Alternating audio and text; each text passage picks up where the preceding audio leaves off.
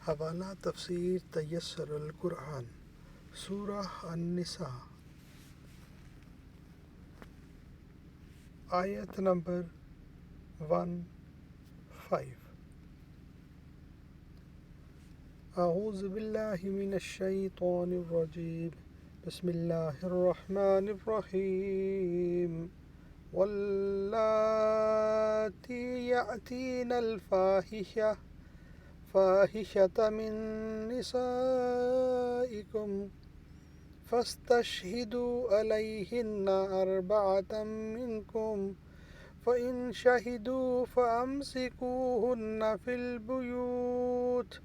البیوت حتی یتوفاہن الموت او یجعل اللہ لہن سبیلا۔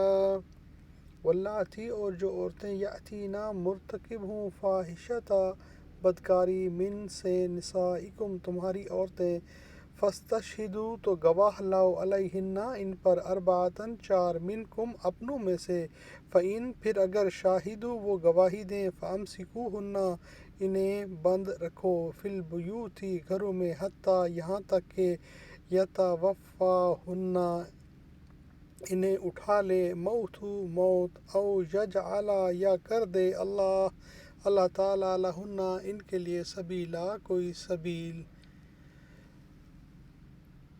تمہاری عورتوں میں سے جو بدکاری کی مرتکب ہوں ان پر اپنے میں سے چار آدمیوں کی گواہی لو، اور اگر وہ گواہی دے دیں تو انہیں گھروں میں بند رکھو تاکہ انہیں موت آ جائے یا اللہ تعالیٰ ان کے لیے کوئی اور راہ پیدا کر دے یا کوئی دوسری سزا تجویز کر دے۔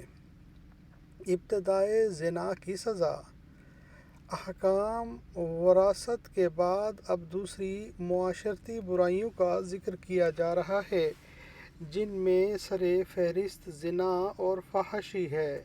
زنا کے لیے گواہوں کا نصاب چار مردوں کی گواہی ہے، اور یہ سب عاقل، بالغ اور قابل اعتماد ہونے چاہئیں۔ ایسا نہیں ہو سکتا کہ دو مرد اور چار عورتیں گواہی دے دیں، کیونکہ عورت کی گواہی صرف مالی معاملات میں قابل قبول ہے، حدود میں نہیں۔ ایسے چار مسلمان، عاقل، بالغ اور قابل اعتماد اور معتبر آدمیوں کا اس طرح گواہی دینا کہ انہوں نے فلاں عورت کو بچشم خود دیکھا ہے، بظاہر بہت مشکل نظر آتا ہے۔ ان کڑی سزاؤں کے ساتھ چار گواہوں کا نصاب مقرر کرنے میں غالباً حکمت الہی یہ ہے کہ اگر کوئی ایک آدھ شخص کسی کو زنا کرتے دیکھ بھی لے تو اس برائی کو ظاہر کرنے یا پھیلانے کی ہرگز کوشش نہ کرے۔